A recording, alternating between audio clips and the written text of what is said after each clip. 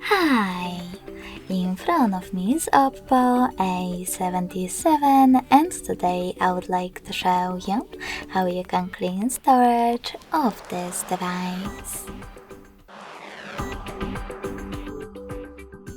First of all, you need to find an app called Files. When you find it, click on it. Then choose Clean section at the bottom left corner and tap on Clean under Junk Files. Following that, select Clear in the pop-up and wait. As you can see, after a couple of seconds, storage of my Oppo was successfully cleaned.